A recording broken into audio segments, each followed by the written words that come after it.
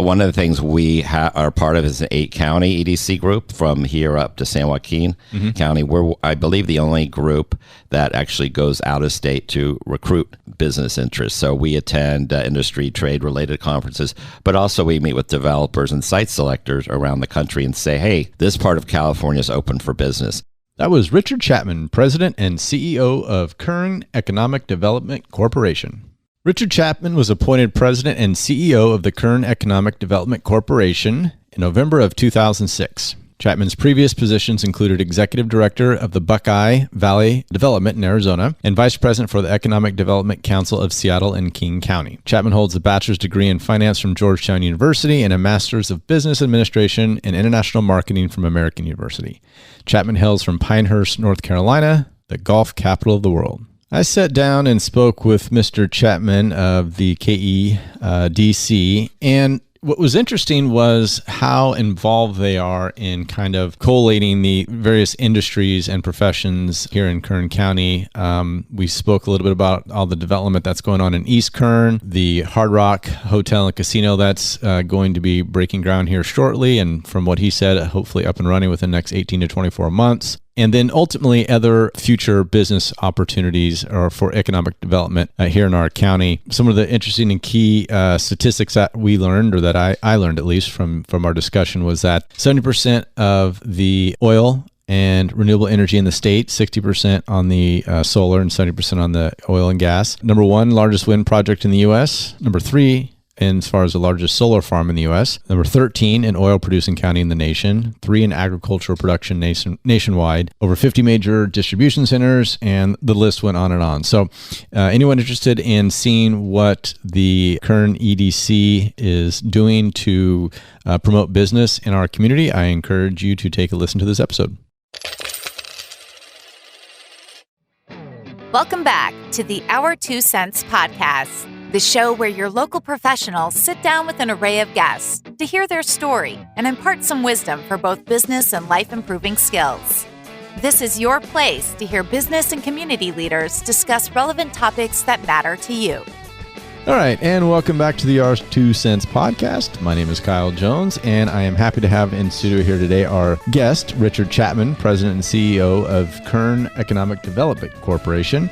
Before we get started with today's episode I want to remind and encourage our listeners to follow us on all our social media pages, Instagram, Facebook, LinkedIn, YouTube, all that fun stuff, and check out past episodes. We are currently releasing weekly, bi-weekly, sometimes the holidays, but we're excited to kind of get things back rolling during the holiday season and start 2024 with something special with that I will tell you guys about as soon as we know more ourselves. Richard, thanks for joining us today, and it was a pleasure to meet you earlier. Good morning. Great to be here. Yeah, thanks. So start things off, I think, for what you do and a lot of people in the business community, they've heard of Kern Economic Development Corporation, but for maybe large swaths of the community, they haven't. So let's just kind of go from the basics. Like, what is the Kern Economic Development Corporation?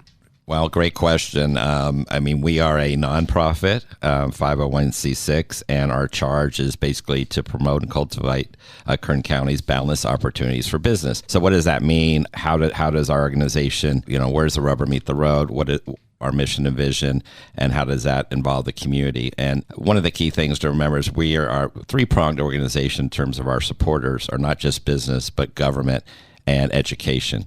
So we have these three folks at the table, and all of us, of course, want to encourage investment into Kern. And it's not just new investment coming in, like we see next month, the Hard Rock groundbreaking. Mm-hmm. That's new investment, that's new money, but also local businesses. How do we help them succeed? Retention and expansion, and then finally entrepreneurship. So there are three ways that our organization's involved in: the recruitment side, expansion, retention, and then entrepreneurship. And then, of course, our litmus test is, do these projects create capital investment? Obviously, wages, significant jobs, wage income, and then public tax revenue. And so we have 5 sectors that are that we've identified, kind of the target sectors, and those run the gamut throughout the whole county. We operate through the whole county. Those would be aerospace, defense, energy and natural resources, advanced manufacturing, logistics, healthcare, and then finally value-added ag. And so, of course, when we want to tell the story of Kern County, it's really important for our own residents to understand how we oftentimes say power the world, feed the world. and as well as defend the world. Yeah, you brought in some materials to look at, and the statistics are amazing because California is it's a huge state, U.S. is a huge country, and just going to read a couple off. They brought number 3 in agricultural production nationwide, number 4 in STEM jobs nationwide, number 3 in economic diversity nationwide, number 13 in oil producing in the nation county-wise, and that was. We talked before going on air. Yes. We used to be number 1, and that was recently as 5 years ago. Is that yes, correct? About 5 years ago, we were number 1. Unfortunately, our production's declined from about 350,000 barrels a day to 240,000 for various reasons. Sure, which we're not a political show, so we won't get into those too much, but I think most people listening would have an idea as to what those reasons are. Just a few other: 3rd largest solar farm in the U.S. and 1st largest wind project in the U.S. That's surprising to me. Yeah, Is that it's the Alta one. They have 3, basically 1, 2, and 3. So the Tehachapi region has been identified actually as the wind center of the world there. So over 4,500 turbines. And so we are a county that likes and appreciates good jobs. So we produce the majority of the state's oil and gas as well as renewable energy. Yeah, and like you said, feed and power the the state. So you mentioned you are a nonprofit. Where does the funding come from? Most significant funding come from for the corporation? Our largest supporter funder is the county, Kern County. So we, the steward of the county's strategy, economic development strategy. 70% of our funds are from private sector and 30% public. And our organization was founded in the late 80s when oil was $10 a barrel. Ag prices were at a pretty historic low. And this is the nature of economic development groups. I worked in Seattle at the EDC for the county there, and that EDC was founded when Boeing was leaving the city for all intents and purposes. So it was the crisis that developed where the public and private sector leaders said, hey, we need an organization to, affect change and to support economic development growth. Not all regions, as we know in California or the West Coast, actually like the word development, but we embrace development, good jobs, obviously, tax revenue, and so forth. Now, do most counties that you know or where I have EDC? Yes, and one of the things we are part of is an 8-county EDC group from here up to San Joaquin County. We're, I believe, the only group that actually goes out of state to recruit business interests. So we attend industry trade-related conferences, but also we meet with developers and site selectors around the country and say, hey, this part of California is open for business. And we share, obviously, much more in common than not with the counties up north. So we actually have an 8 group. It's called Central California Valley EDC that actively encourages inbound investment. And so from your experience, are EDCs usually created because of some calamity or because of strife? Unfortunately, I guess crisis sometimes, creates the synergies and commitments. And our team, we have an amazing team. Our VP has been there 19 years. I've been there 17 years. Just hired a new person. We've grown the organization in terms of building reserves to support marketing, which is the key. We have about 170 members throughout the county, and that's the other thing. Most people in West Kern, many people may not be familiar of what's happening in East Kern. There's just been a huge number of companies looking to expand and move into East Kern. Let's talk about that a little bit.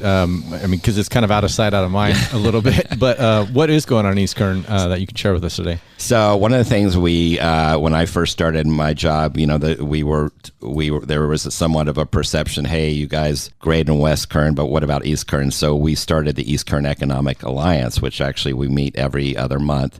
And we're seeing an unprecedented number of manufacturers looking. You may have heard about steel. Pacific Steel has announced a proposed project for 400 jobs, a micro mill in Mojave. Spaceport has 100 companies that they're bursting at the seams. There's a gold mine actually in Mojave. Many people don't know, one of 2 precious metal mines. Then you move up to Rio Tinto, which is the largest borax mine in the world. And then that's over 1,000 employees, and fold in China Lake and Ridgecrest, NASA, as well as Edwards. So there's, in addition to the energy, there's a huge natural resources boom and manufacturing. It's in a different air district too. So it may make it easier to develop than being in the San Joaquin Valley. And it seems like there's nothing out there, and a so lot of land. a lot of yeah.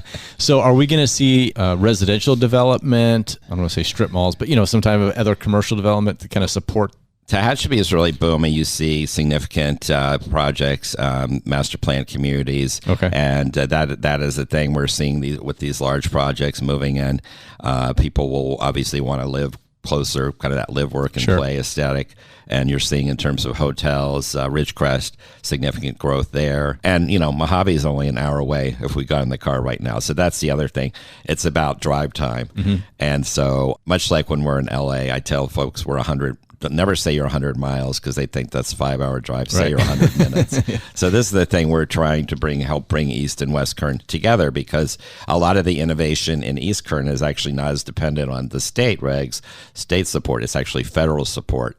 There is much more optimism in many ways because the funding streams have continued with the earthquake many years ago. $4 to $5 billion has poured into Ridgecrest for redevelopment. So that's we're seeing that there's a significant, very upbeat in terms of future development in East Kern. Do you see that as like a growth area for population-wise at least, or do you think it's going to be more of a industrial kind of feel? I believe the growth will fall. I mean, ideally, you want, we look at housing to job ratio of 1-to-1. So for every community, you want the same number of houses as jobs, and many communities are seen as bedroom communities. I think you will see new developments. I mean, Cal City, seen growth there, but to meet that so that the average worker doesn't have to drive 30 to 40 minutes. Well, it's interesting because, well, at least from my perspective, I know it's just right here, but I can't tell you when's the last time I went and gone into Tehachapi other than drove through it on the way to Vegas. Great vineyards. They have a AVA region now. I've heard. Tehachapi Mountains. So I'll segue. We have a new series that we've actually released 2 episodes. The third one's coming out next week. It's called Where Business is Boundless. Mm-hmm. And so we actually started in East Kern. We used the local production company Beacon, and we filmed 2 episodes in Mojave with the head of the spaceport, CEO, as well as Stratolaunch. The world's largest plane is being built in Mojave. It's actually 384 feet, the wingspan. Oh, wow. More than a football field. So we've released those 2, and then we have the third episodes on Triassic Vineyards, which has won, I know, national / international awards for its wine. There are I think 6 to 8 wineries up in the Tehachapi region. I didn't think it would be. I don't know much about. I drink a lot of wine. I don't know that much, but I would think that wouldn't be the best area to grow because of the weather. It's a microclimate, and it's actually one of the highest elevations for wine. But yeah, it's an amazing. There's greenhouses up there. Okay, a significant number of greenhouses, and someone actually said you can actually see the plants growing. It's such a rich, fertile, much like the San Joaquin Valley. But yeah, it is an interesting region to grow wine. It's been extremely successful. Interesting. Now, generally speaking, do you try to promote the oil and ag aspect of it, or is that something we're trying to get away from? We promote all types of energy. Ag. The thing is, we have existing industries like oil and ag, and then we have emerging industries. So we support the existing as well as emerging. Within energy, of course, you have renewable. So that's important, carbon capture. The thing about oil and gas, that's about $13 billion in terms of annual revenue for our economy. Significant portion. I mean, we know that 8 out of the top 10 taxpayers are energy companies. So, we talked about political, but in my opinion, energy independence should be apolitical. We have the strictest regs in the world for oil extraction. So why not? You mean California? No, Kern County. Oh, Kern County. Yeah. Okay. So, we've gone from 5% imports in the 80s to the state is now importing over 70% of its oil from countries halfway across the world. Right. And regions that often or times are in political strife, and we're dependent on that. And then it's varying costs. And it's an energy security, which we should be concerned about. And we actually have a fact sheet showing, okay, well, what are the human rights records of these countries where we're getting oil from, and also environmental rights? One stat that really shocked me was that 16 oil tankers create more pollution than all the world's cars. Wow. So, but I'm not, I think that it's important to realize that demand for oil and gas in this state, petroleum, has not really decreased. So it's really, the demand is still high. Yeah, I wonder if that's something. I know California tries to be the leader insofar as, I think electric cars 2035, is that the mandate, 2035. Yeah. Not much teeth in that mandate from my understanding. It's more of a... I guess it's a goal that was put, but when you only 2.5% of cars, my understanding, on the road in California are EV. Mm-hmm. Yeah, obviously issues with the grid, having the charging stations, making sure that we have that reliability and certainty for those type of vehicles to get from point A to point B. Right, because California is, I think we're at like 40 million, something like that. Yes, 40 million. And I don't know how many vehicles are in the state. Imagine somewhere probably close to that. So that's a lot. And I don't see it changing overnight. So I don't think oil is going to be in any sort of decreased demand. And natural gas, we talk about energy choices, right? We should be all inclusive. We just had our energy summit. We had all types of energy interests there. And the overriding theme was all types. It's an energy evolution. I know people use other words, transition, what have you, but energy is evolving, and it's happening in Kern. We are that incubator, but it's all, natural gas, unfortunately, has been demonized. That is affordable energy. So when you take out that from the equation, how, not just paying for rent or mortgage, but what about energy cost? Sure. How is that going to impact upward mobility? We're one of the top regions in the country for upward mobility, mainly because of our oil and gas jobs.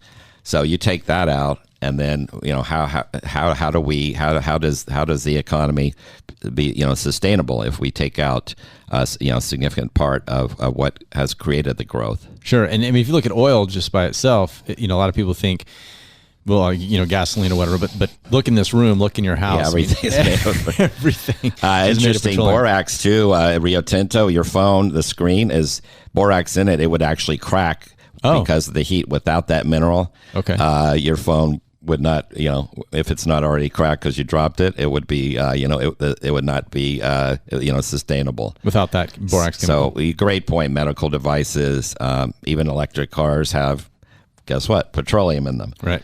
So we're a big believer of all types of energy. Yeah, and it my perspective should be is just a economic or a cost analysis. Right. And if we can produce solar or pick whatever it is, if that could compete with any other type of energy, then why wouldn't we embrace and use it? And now solar has the price points have decreased, right? Now, how much of that, if is as a result directly of tax credits? Well, and that's another sticky wicket because solar is basically exempt from reassessment or property tax, and not just residential, but even utility scale. So, that's a question with these subsidies, how much without the subsidies, right. Much like EV. Mm-hmm. When the average gas-powered car costs $20,000 and the average EV is $60,000 to $70,000, most people don't have a choice. Right. And it's more of a luxury, I think, right. At that point. And then that's the key is, how do we make sure that the average citizen has money left in their account at the end of the, with mortgage rates, car loan rates at record highs. Interest rates are very interesting right now, to say the least. I haven't checked today. Last I really was paying attention, I know they were hovering around 8, but I think they kind of rolled back down to maybe 7 or 7.5, somewhere in that range. Yeah, and that impacts, has beyond, significant impacts on everybody, average pocketbook. And what's interesting is that, historically, that's not that high. I recall double digit. Right? Yeah, my parents' in first the 80s. Home, 11, 12, 13%, but at the same time. 70s and 80s. Yeah. Car lines. Right, exactly. Yeah. But they were getting 8, 10, 12% interest on CDs. Well, that's the, I guess the Treasury knows, I think, we have 6 to 7 months at 5% plus. Right. But my point was, I don't know why I went into the savings rates, but costs went down when interest rates were at that level to balance it out, and they're not going down. Yeah, right? Vehicles are at all-time high. Housing is at all-time high. I heard Halloween candy was double from last year, so that's the everything's thing. Being inflated, right? Kind of death by 1,000 cuts. Yeah, and somehow I don't know. I guess. Kudos to our economy, but it doesn't seem to be slowing down. I don't know if it was all the money printed during the pandemic or what, but something's going to have to come to a head at some point. And we also have the second highest utility rates in the country. So that's something that, we may produce most of the energy, but a lot of our green electrons go to the coast because guess what? They want these various cities on the coast, power purchase agreements, say, well, where can we build a solar or wind farm? Oh, Kern County. So because it would take, on average, many times longer, multiple times longer if it was or there'd be so many, we call them NIMBYs, not in my backyard. Okay. But there's a new term called banana, which is built absolutely nothing anywhere near anybody. So the great thing about our county is we have that land. We like project. I mean, most of these projects are welcomed. Again, we want good jobs, but also, we're not going to stop every type of development. Where would people go to work then? Right, and you probably have this stat somewhere. I mean, you seem like you have a lot of stats. I'm a jack of all trades, master of none. Land-wise, Kern County's got to be one of the largest counties. Yeah, I think we're the third large, geographically speaking. We're about 8,400 square miles, size of Connecticut / Rhode Island. Okay. Yeah, I figured we had to be one of the largest counties. Yes, in the state, if not the country. But I didn't know statistically where we fell into that. About 930,000 people. Okay, so we haven't quite got the million yet. Well, and one fact we put out is Fresno is larger population-wise, but we're actually the largest economy in the San Joaquin Valley. So we're almost the new numbers come out next week for GDP. Okay. But we were, I think in 2021, we were at $48 billion. Wow. And that's about 18% larger than Fresno's economy. So there's a county GDP numbers that come out? It's MSA, Metropolitan Statistical Area. But that when you see Bakersfield MSA, that is Kern County. Okay. So you sound, I mean, I know it's your job to be, but you sound pretty hopeful for the county and for the area as far as what the future holds. Well, we're seeing, I mean, if a company wants to be or has to be in California or even West Coast, we do really well because how I remember this, my initials are RDC, Richard Chapman. So we have RDC, which means reliability, degree of certainty, and clarity with the permitting process. Yes, we still have state, CEQA, right. But our investment comes in, and guess what? Our local companies tell the story. Kern County is a good place to do business. So we have, on average, about 50 projects that are looking to come into our region. Our organization, we can sign NDAs. We have companies from all over the world coming in, and we work with them. And then at the end of the day, sometimes 2 to 3 years later, there's an announcement. So we're real excited because public and private sector work in tandem much more than any place that I've seen in this country. Now, is it difficult to convey that message that we're open for business and that we can somehow distinguish ourselves from California? Because I know, nationwide, there's a reputation as far as businesses not being business friendly in California. Anywhere but California. Right. And so how do you convey that message, or how do you relay that message? Well, I mean, we, like the stats you referred to today, I mean, we know that, like, especially logistics, I mean, we're the population center of the state. Shafter actually is the population, equal number of people north versus south. We're a 4-hour drive from 90% of the state's population. So that plays in well with logistics. We've seen significant growth inbound, especially during COVID. LA, kind of folks from LA looking to move here. Mm-hmm. That's an opportunity maybe for startups. But yeah, more than that, it's just when we go around the country, they know that Kern County or San Joaquin Valley is open for business. Now, if they have to be anywhere in the country, that's a different ball game. But if they want a West Coast, foothold or kind of into that market, access to the ports, mm-hmm. right? Then we can win that game. Now, can we compete with areas like, I know some parts of Texas are flourishing, because of their business friendly climate? Now, can we compete, or do you envision us being able to compete with that type of? Well, I mean, the thing with Texas is you hear now, because we have Prop 13, obviously, you look at cost of business and also cost of living. So like our cost of living for average first resident is about 108. So it's only 8% higher than the U.S. average. You go down to LA or San Francisco, it could be 165%. Cost of doing business, a little higher. I think it's 120%. But yeah, so all these factors in, we typically can win. Texas, it depends what industry. Sure. We're starting to see some onshoring. As I said, the steel mill, as mm-hmm. it goes through the permitting process, that would be the only steel production facility in California. Which would be a major get. I mean, I think that's right. I mean, we had all these industries. LA unfortunately has pushed out. But the other thing about economic development, companies typically don't leave the state. They move either cross county or they move to the adjacent county. So that's why I think our proximity to LA Basin is playing well. And we have seen projects looking to come up here or expand up here, especially East Kern. Yeah, and then think about workforce. You pick up and leave a state. Well, you're losing most of that workforce. So it's not as simple as companies. Now, future growth. That's where we're seeing maybe startups that look to move to as they grow in another state. But one of the things we're also interested is entrepreneurship. So I talked about the three legs of the stool. We co-founded with Seed Corps Foundation, JP Lake, Kite, Kern Initiative for Talent and Entrepreneurship. Because what was found, I believe Kauffman Foundation, that we were one of the top counties in the country for startups. But our startups did not pay as well or last as long.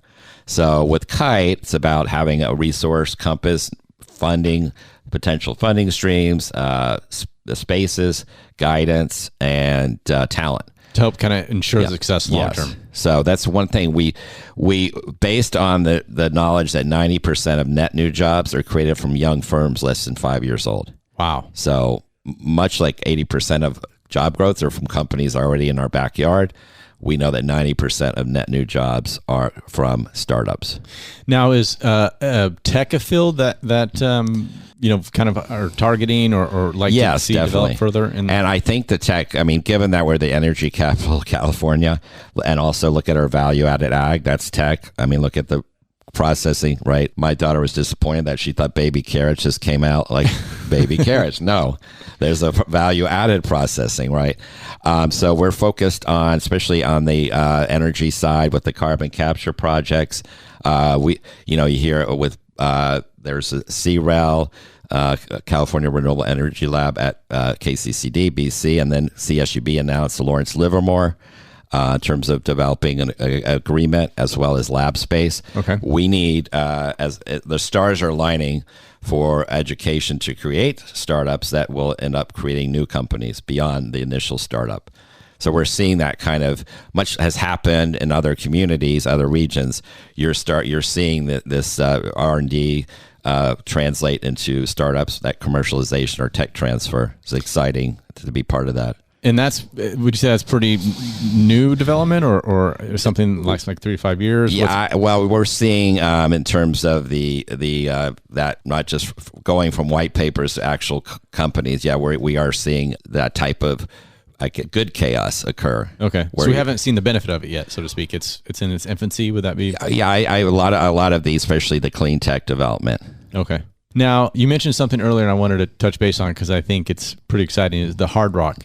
What you said it was breaking ground? I didn't hear. Yeah, you should be hearing next month. Oh, great! And yeah, we've been working with them for 3 to 4 years. Lightning in a Bottle. Have you been to that festival? That's $15 million a year that comes in through that festival. Hard Rock, so as an economic developer, it'll be wonderful to have amazing food and theater, entertainment, gambling. Sure. But to me, it's new money. So what does new money mean? Well, 95% probably of money coming in to that casino hotel will be from folks out of town, out of county.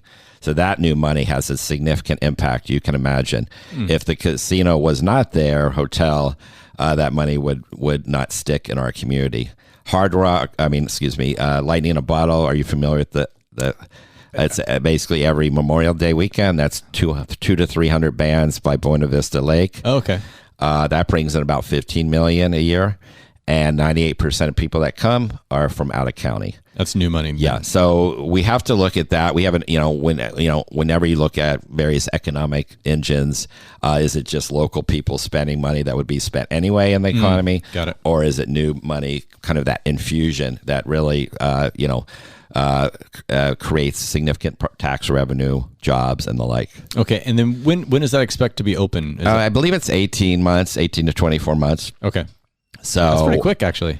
Yes, and it will be, and then think about, in addition, much like when Lightning and Bottle came, we started getting international news stories, positive. Hard Rock is going to spawn additional investment, not just on site, but you can imagine as that goes viral, other investments that will come in, retail, what do we call destination retail. I think that will spawn significant beyond that $600 million investment, 2 to 3 times more. That's great. And that's, and like you said, that's going to be a lot of new money because people I imagine are going to be coming from the LA area. Right. Maybe from the coast. They spend money, stay a couple of days, then leave. Yeah. So, there's 2,000 to 3,000 jobs will come out of there. So I think, that's why it's an exciting time. We still have relatively affordable housing. I'm not sure. Yeah, arguably that's changing a little bit. It used to be we were number 5 for millennial, best markets for millennials. I think that's going to be the dance. How do we? Yeah. But we still build. Think about Seattle, where demand continued, supply stayed the same. Now it's 300 to 400% greater than it was in the 90s or early 2000s because supply basically was static. So you look at we're building here, but we are still building. Yeah, you look at there's some a fascinating chart showing how pro-growth communities are, especially for residential, which should be apolitical, and then what is the cost of housing. So obviously regions that aren't as pro-growth, cost of housing is through the roof. Yeah, I mean, you look at, we talked before going on air about where I went to college in Santa Barbara. That's a pretty good example of and NIMBYs. Think about it. If there's a multi-family unit project in that neighborhood, will there be opposition? Oh, yeah. And so how well-backed well-backed financial opposition, right. And so we're fortunate here that we have amazing new developments, and we still have land to develop.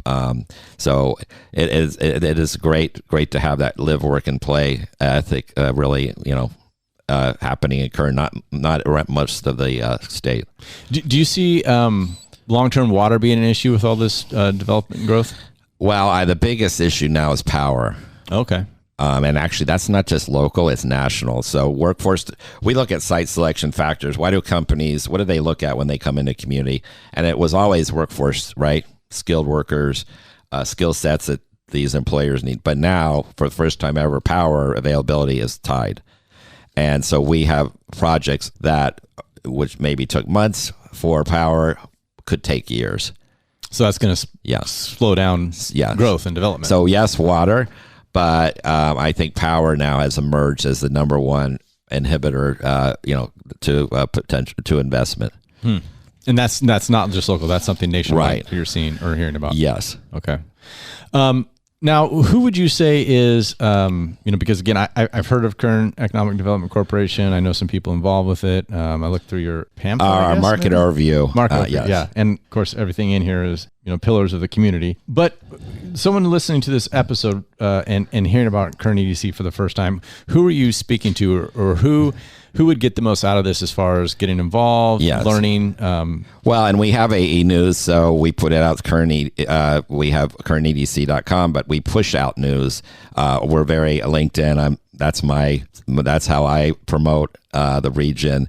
And the main thing is, how do we become better ambassadors for the Kern County? So many years ago, there was a big regional branding effort campaign, and it was with the Bakersfield Chamber, with the county, with the city, with private investors and our organization. And it's interesting. So number one, the group that did it was a national group. They've done 300 of those, and they said in terms of playing the sandbox, we were the region where most people played in the sandbox, which was gratifying, right? We worked together. Sure. But what they found out is that when we talk about our region, when we're out of, we assume that the LA and the San Francisco folks are going to use more negative words when they talk about but they actually use more positive words than we believe they do. When they went to LA or San Francisco, this group asked them, what do you think of Kern County or Bakersfield? And they use word, like, oh, Bakersfield Sound or all the industries I talked about, or ag, oil. But when we thought we were trying to determine what words they use, we said, oh, they probably think we have, bad air, pollution. So the point being is that we need to... The armpit of Bakersfield, or the armpit of California, I've heard that Yeah, one. I mean, these were things that we almost were apologizing, and it's like we should be proud of what Kern County has and not assume, right? What happens when you assume, right? Right. So that was the amazing part where business is boundless. There were basically all these themes came out, and it was very illuminating, because we are powering, right? We're powering the state, we're feeding the nation, we're feeding the world, we're feeding, defending. So it's time kind of to brag, and so I think that's the main thing. I want our residents to know. I'm a stats guy. I'm not an economist, but every week or two I find really some positive ratings about Kern County. You can find ones that maybe aren't as positive. But I think the point being is that we're like this. We call it the new California, because I do think what is happening here is creating that sustainable economy and the middle class. I'm glad you said middle class, because I think that is something that is going to be the forefront of political discussions for the next at least few election cycles, is that we are seeing a farther and further divide of the middle class, and to be an area that you can come to, find a good paying job, own a home.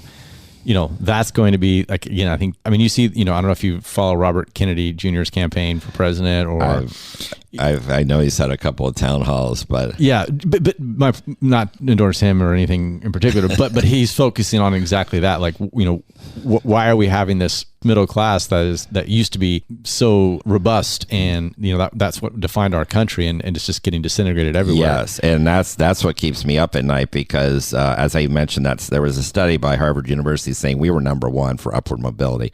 What does that mean? The odds of you moving from the bottom 20% income level to the top 20% in one generation are higher here than anywhere else. But again, a lot of that's because of the oil, right? Gas. So what happens when somebody from a high school degree could make 80 or 100,000?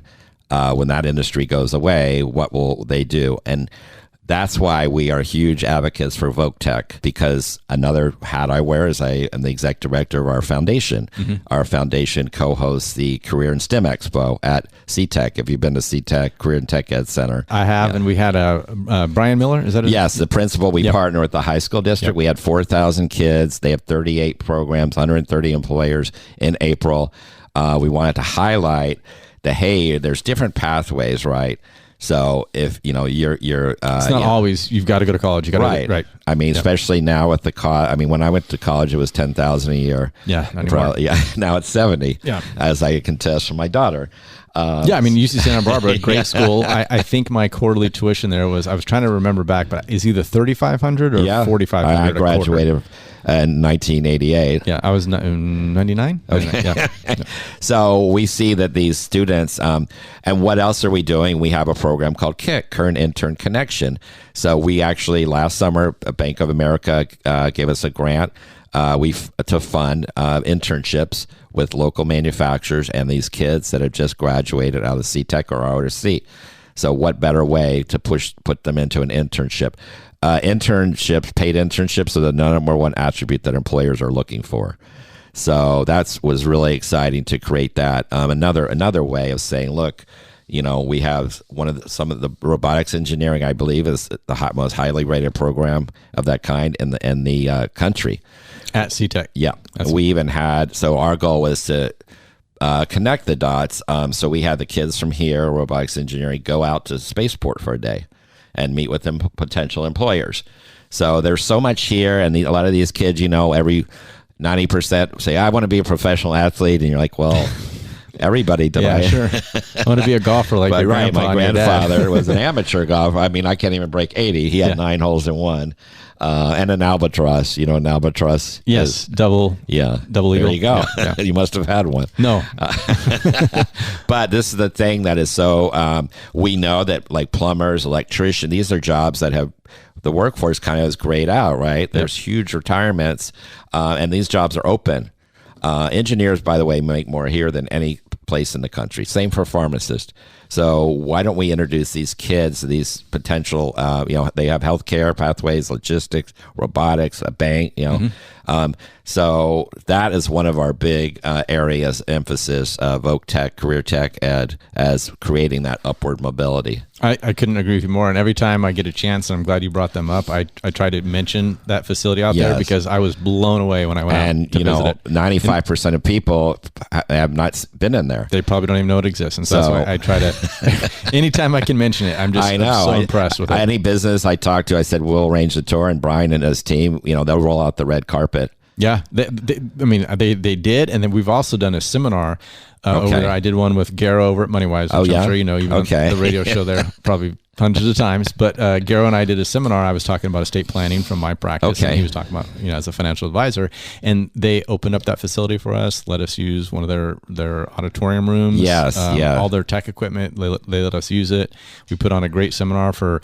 A couple hundred people ended up showing up there and online. We had an option to go and this was not during the pandemic, but a little bit after. So some people were still a little, worried about going into public, I guess. So we'd had a online version of the seminar and then the live version. But yeah, they were so accommodating, and it's just these kids. I mean, they have had almost 500 hours of training by the time they get their degree, and soft skills too.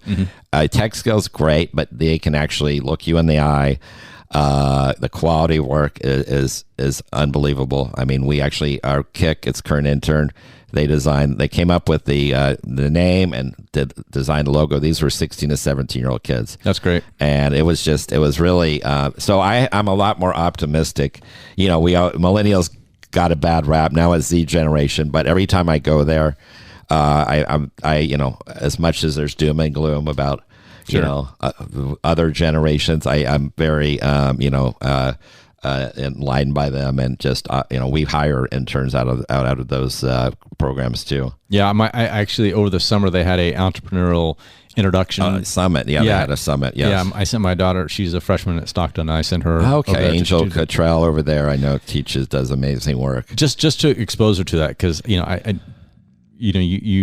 she understands entrepreneurialism from what I do, my small business, and so she kind of gets that concept a little bit. But I wanted to kind of see a little more hands on, because that's not something you're going to get in high school, and that's not a knock on Stockton or any other high school. But it's just something that to expose them to that they're not otherwise going to get, to me, is an invaluable resource. Well, and our, I think BHS has won Virtual Enterprise National Contest. I mean, our kids here are taking home national prizes. Moot court competitions. Yeah, we should be proud. Yeah, that's absolutely. the thing. So, and it's good to highlight those things. I mean, I'm glad you have. Right. Because the doom and gloom does probably sell more news or get more clicks, but the positive stuff that's happening. I mean, when I grew up, my father's best friend had a license plate that said Dow 3000, so I guess he was pretty pessimistic, right? Yeah.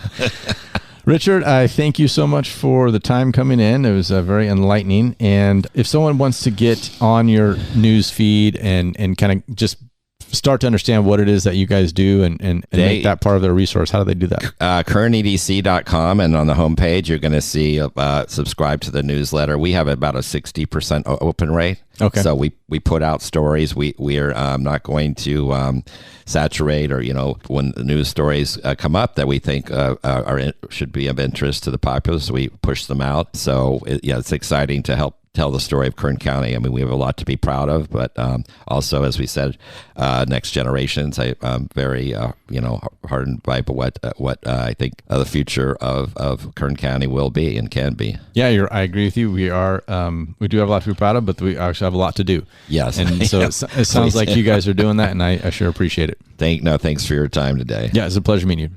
Take care. This show has been brought to you by the Law Office of Kyle Jones, Troy Burton with the Lynn Company, CPA John Duffield, Scott Hansen Real Estate Lender, broker and investor, Dave Plivlich, President and CEO of the Marcom Group and MarcomBranding.com, and Amanda DiGiacomo, President of Atlas Financial Solutions. You've been listening to the Our 2 Cents podcast. Check out the show notes for links and more information about the show. Also visit our website at our2centspodcast.com or catch us on Instagram at Our 2 Cents Podcasts. If you've enjoyed this podcast, please subscribe and share with others.